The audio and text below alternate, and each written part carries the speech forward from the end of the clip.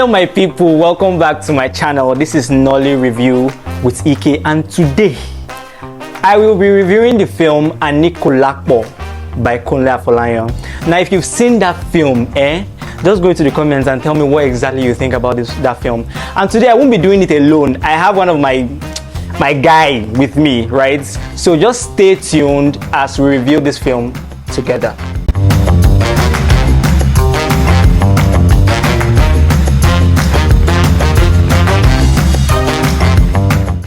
The thing about Kunle that most people are not understanding is you need to stick to what you know.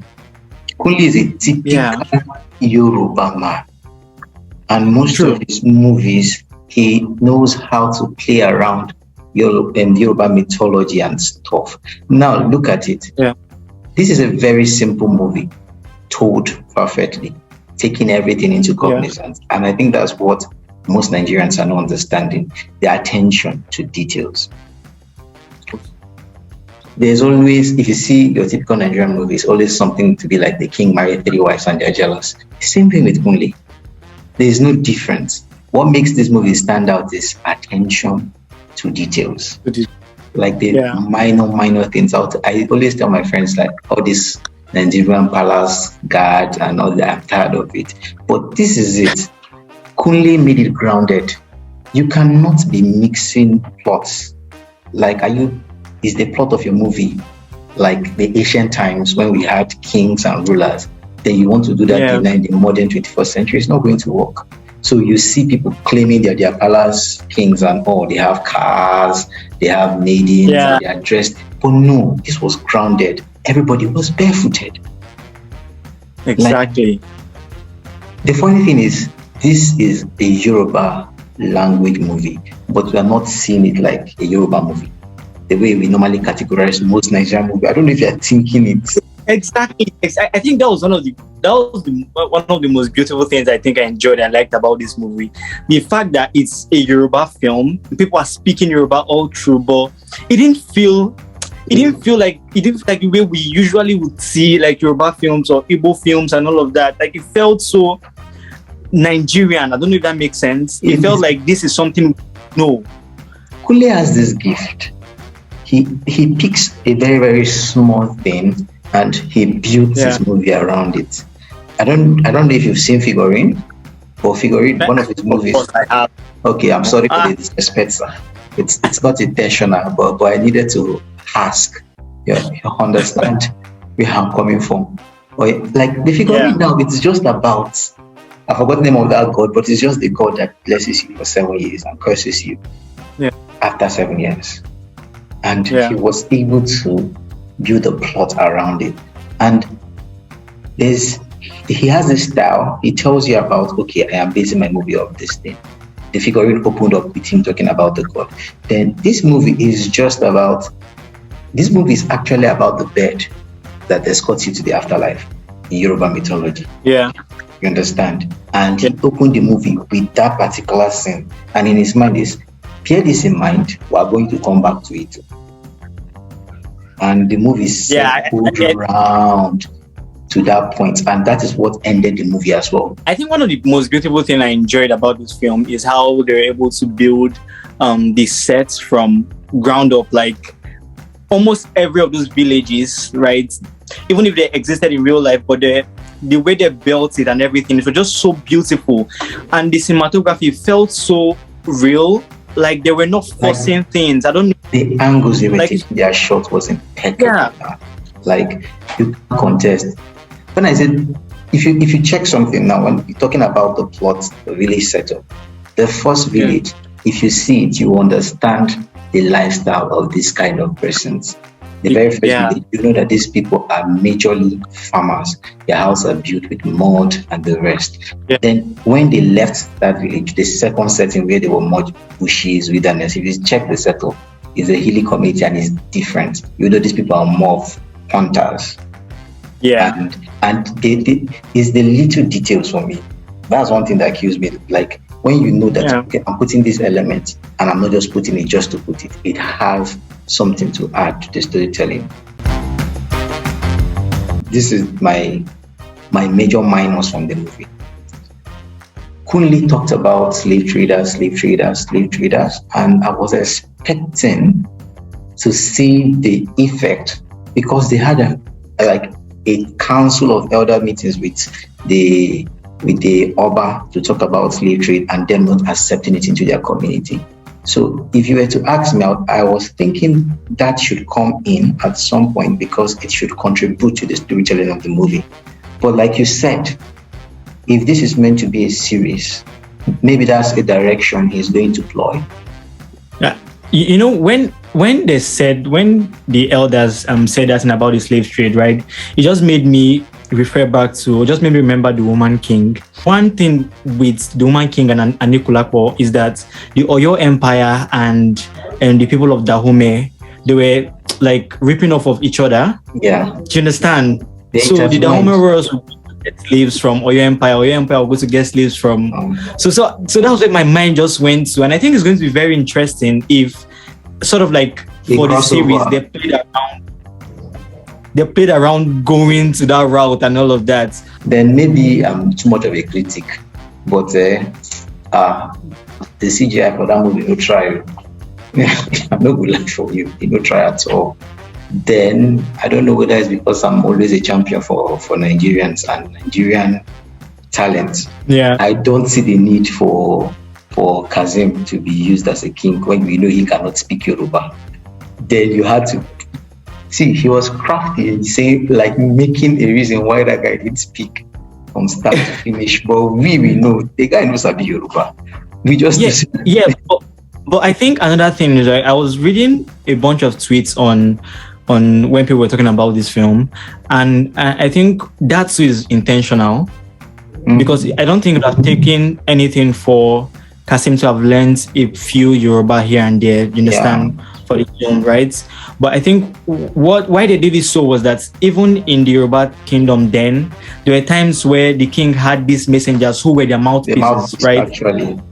Yeah, so the kings, like some revered kings, do not actually speak in public. So that might be like them alluding to that part of history that might have been forgotten. Do you understand?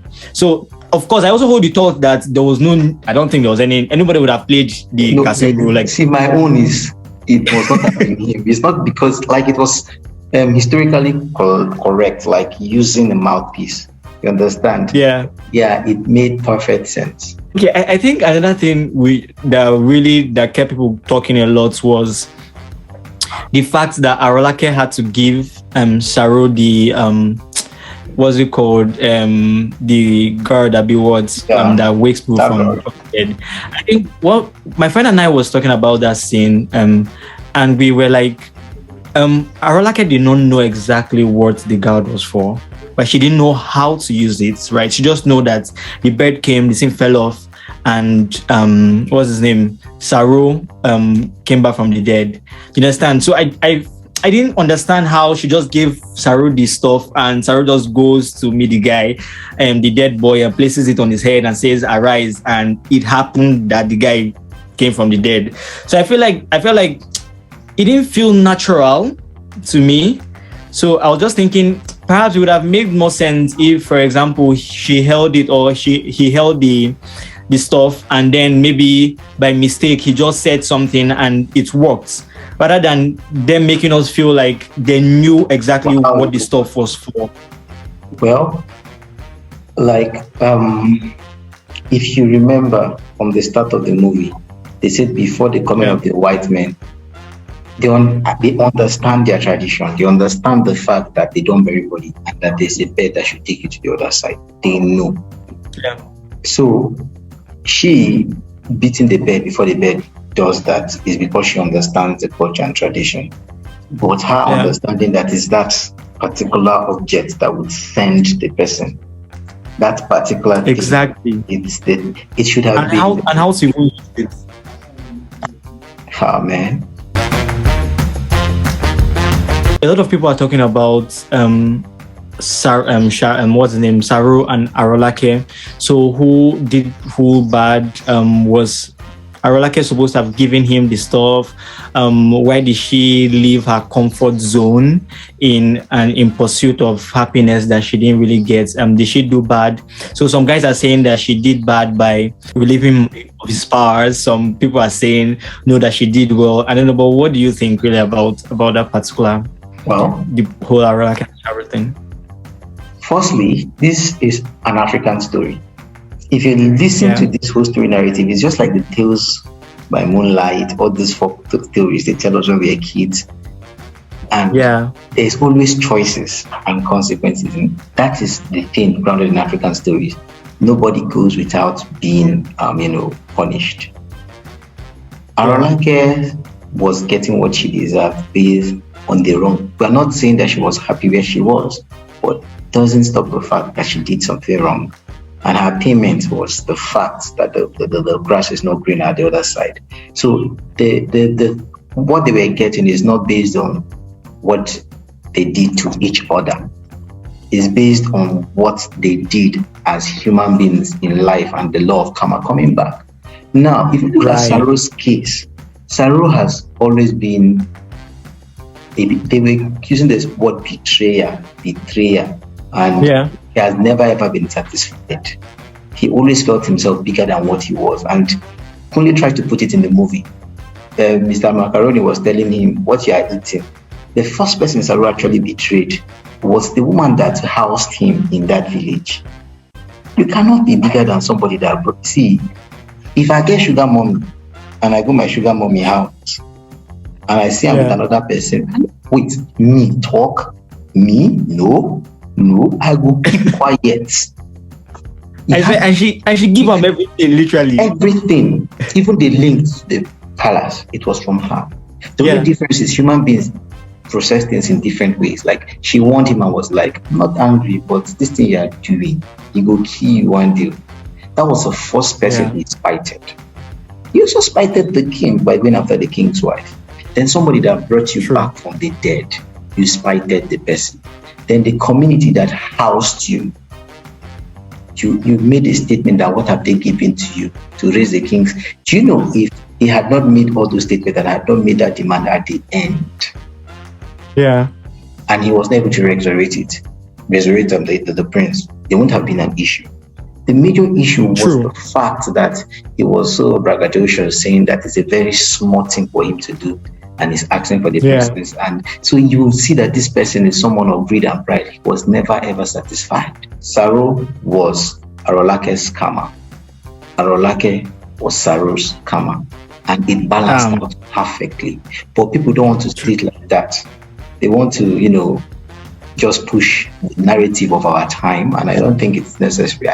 For me, this is a perfect story. Oh man, a lot to pick from. I love all the night scenes, all the scenes that were shot in the night, because especially the one when Saro was walking back, because it depicts something. Most villages back in the day, they had pathways. The roads were not straight, and it's one thing to have that idea in your head. There's another thing to put it in the camera and bring it out. And he did it perfectly. The way the backyards and all the Akanwe was following. Man, I really like that. I think my favorite scene would be every single time Arolake and the princess met.